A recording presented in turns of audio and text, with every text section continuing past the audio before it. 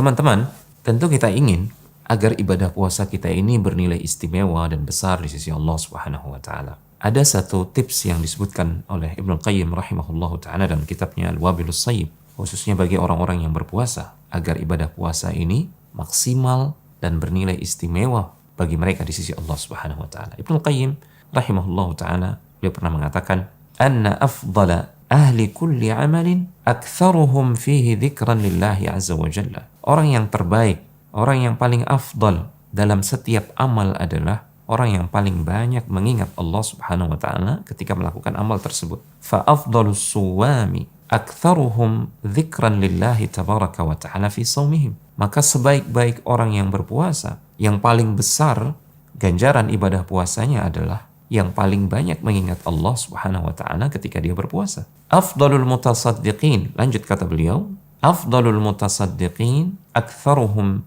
dzikran lillahi tabaraka wa ta'ala. Sebaik-baik orang yang bersedekah, yang paling besar mendapatkan ganjaran dari sedekahnya adalah orang yang paling banyak mengingat Allah Subhanahu wa taala ketika dia bersedekah.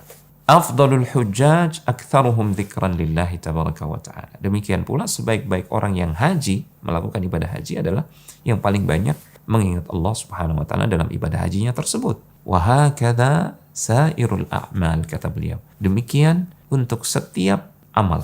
Yang terbaik dalam amal tersebut adalah yang paling banyak mengingat Allah Subhanahu wa taala. Maka ketika kita berpuasa, jika kita ingin menjadi yang terbaik dalam meraih ganjaran ibadah puasa, jadilah orang yang paling banyak mengingat Allah di saat kita berpuasa. Bahkan di saat kita berada misalkan di dalam kamar mandi atau toilet, sekalipun kita tidak bisa menyebut nama Allah dengan lisan kita, namun kita bisa mengingat Allah Subhanahu wa taala dengan hati kita di saat kita berada di dalam kamar mandi. Dan sebelumnya, sebelum kita masuk ke dalam kamar mandi, kita mengucapkan doa yang diajarkan oleh Rasulullah SAW.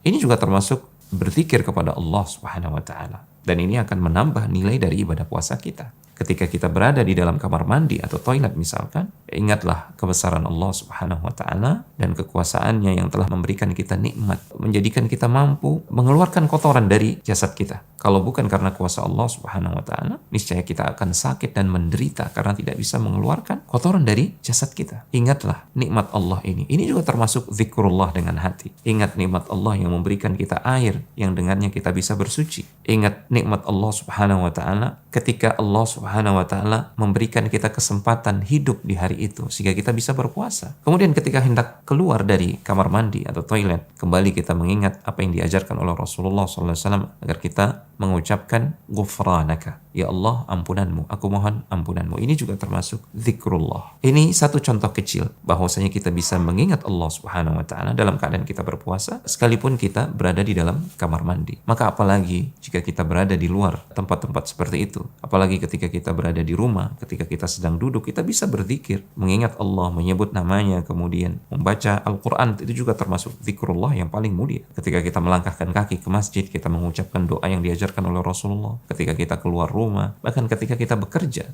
ketika kita dalam keadaan berpuasa, kita bisa menyebut nama Allah dan mengingat Allah Subhanahu wa taala. Siapa yang bisa mewujudkan ini, maka dialah orang yang terbaik dalam mendapatkan ganjaran dari ibadah puasanya. Semoga Allah memberikan taufik. Wassalamualaikum warahmatullahi wabarakatuh.